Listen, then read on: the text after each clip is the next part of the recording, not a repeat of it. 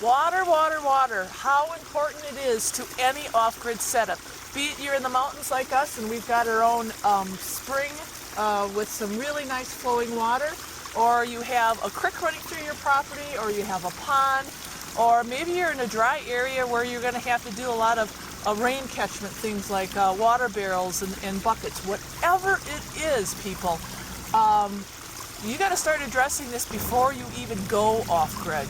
So today I'm going to be talking about our off-grid setup and our spring, and it's pretty crude, nothing fancy, but maybe some of the things that I'll be able to talk about today will give you some tips and some ideas before you take that plunge and go off-grid.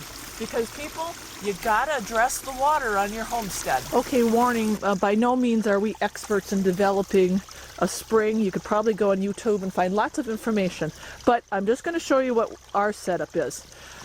This is where the main source of the water was coming from. So what my husband ended up doing is you get this black piping, I don't know what size it is, but, and he stuck it in the spring, real simple. You just stick it in there, and then he ran it over here, and then we did pay an excavator to dig a big trench, and we buried it, and it went right up into our holding tank, and we thought we had it made. I mean, it was buried and safe, but we didn't have it made, because our mistake with just sticking it in the spring up here was that we didn't cover it with a screen. And unbeknownst to us, I don't know how many months later, little pebbles must have gotten in the piping and clogged it, and pretty soon we didn't have great flow, we just had a drip.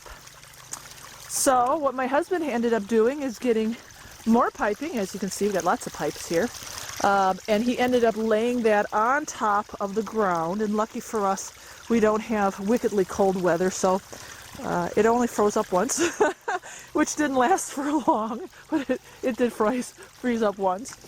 But it's been working ever since.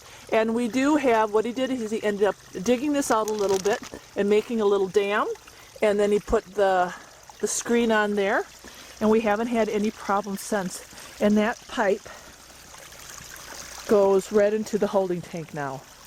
So yes, people, it is crude, but it works for us. And if you do, like I said, have a spring that is coming out of the mountains, go on YouTube and see what other people have.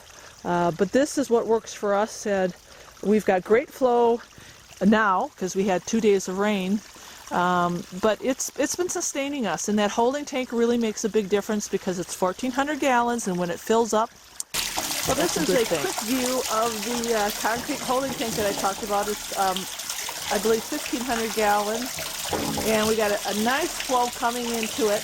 This is the pipe now that lays on top of the ground.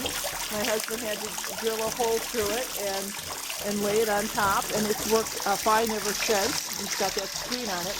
But the original hole, I don't know if you can see this, way down there, and there is water coming in from that hole, but because it is still clogged with some substantial rock, yeah, that flow is not as good as this flow. So, you know, sometimes when you live off-grid and you have things happen, you just have to learn how to be adaptable. And that hose on top of the ground is our adaptable solution to a problem that we just couldn't fix yet. So, but we got plenty of water in there, and then that overflow is going to go right back down there to the pond. So we decided to go with the concrete tank, and I'll just briefly touch on why. When we talked to the excavator, he kind of swayed us against going with the plastic. Not that there was anything really wrong with getting the plastic, but just he said when he dug the hole and he'd have to put the earth back. If we went with a plastic one, we'd have to fill up that plastic tank with water. So as he pushed the earth back, that pressure from the outside to the inside, they had to be very, very similar. He says there's kind of a risk when you're doing that. Now the manufacturers, I'm sure, will say that there isn't. They can guarantee that it's not going to crack. But the excavator who had the experience said, you know, concrete might be a little bit better way to go when it comes to the placement and the bearing of that tank. So what I would do if you're looking at going off-grid and your water source is a spring like ours and you're thinking about going with an underground holding tank, look at the site that you're going to place that underground holding tank. Actually do a lot of research of plastic versus concrete. Think about how many people in the house is going to be using the water, what, how much PSI you want, how much pressure do you want, are you going to be having laundry, how many sinks, are you going to have a toilet, are you going to be using the holding tank for gardening needs?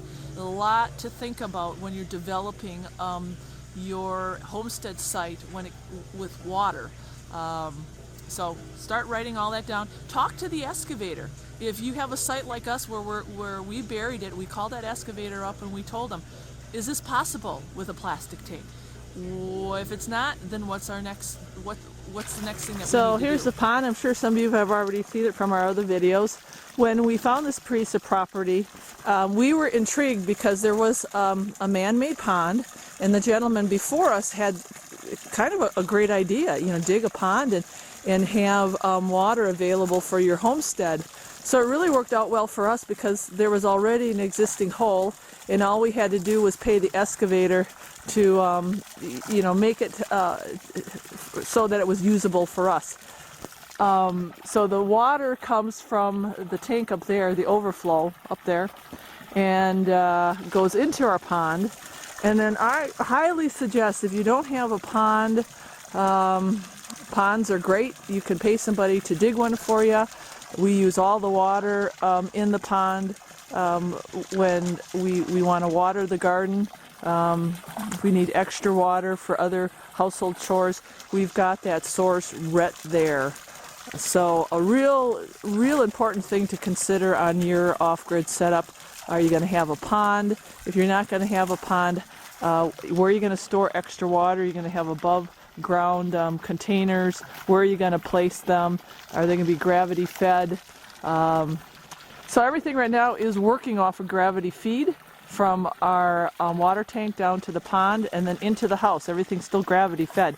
But I'll explain our system when we get inside.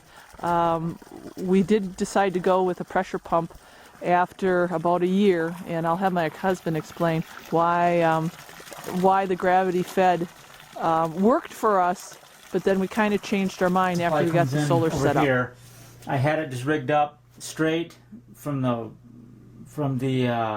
well, or the water tank, the holding tank. Yeah, holding tank. And it was just pressure from that, so gravity feed, I guess you'd call it. And we had it that way for the first year, and it worked. But part of the problem was by the time the pressure got, like to the Yeah, I told him that.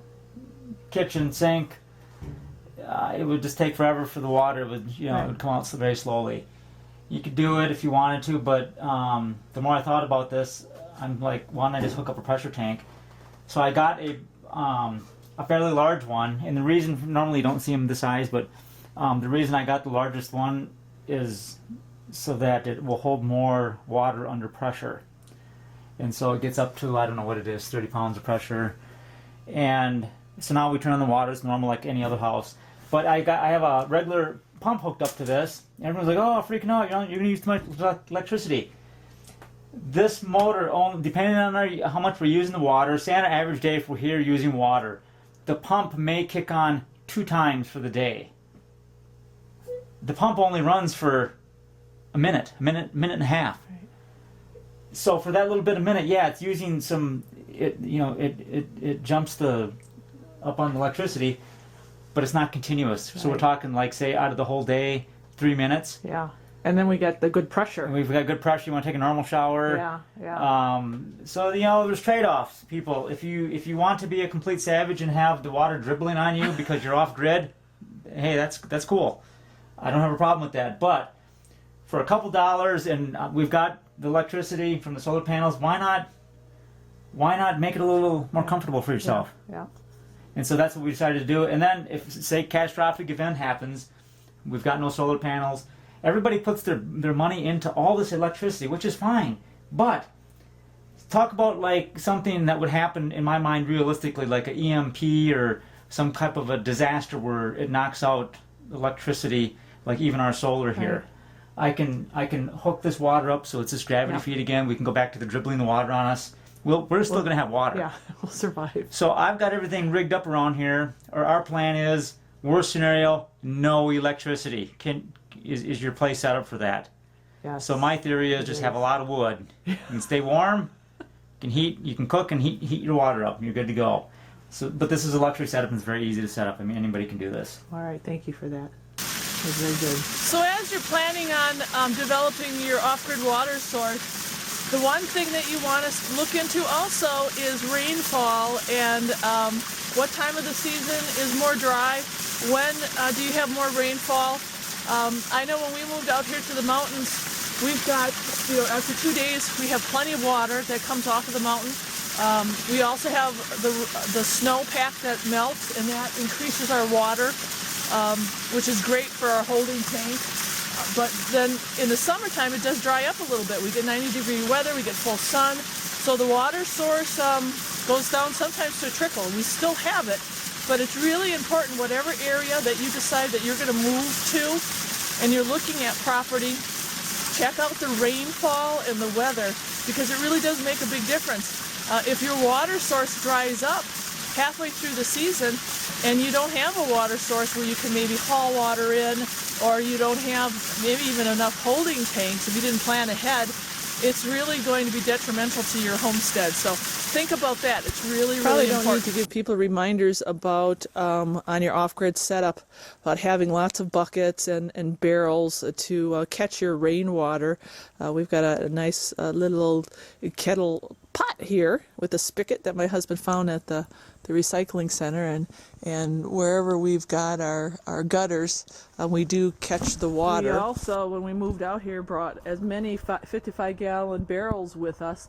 So kind of a smart thing to do, and I don't care if you're in a place that gets a lot of rain or little rain, you really should have these barrels on hand and catch whatever water that you can. And get these before you move. Say you buy the piece of property and you're going to be building in the future. Start collecting these 55-gallon barrels. Sometimes they are really hard to find depending on where you live and your region.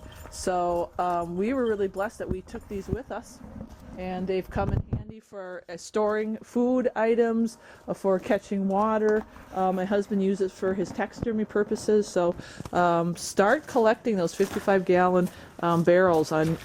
The important thing about your off-grid setup is you really got to have a plan with the water. So seriously, start thinking about it now.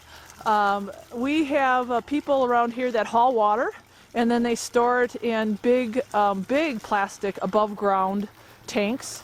You can use gravity feed with those tanks too. So it just really is whatever your homestead setup is going to be, but you got to get to it. I would say before you even move off-grid, because when we first moved out here, we didn't have the spring developed, and I used to walk all the way up that mountain and get a little bucket and haul water all the way back down. It's doable, you can do it, but you know what?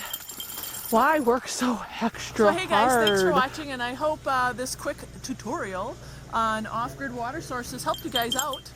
And start a list and start making some calls, and if you're going to get serious, start doing it now, because water, like I said, is the #1 priority on your homestead.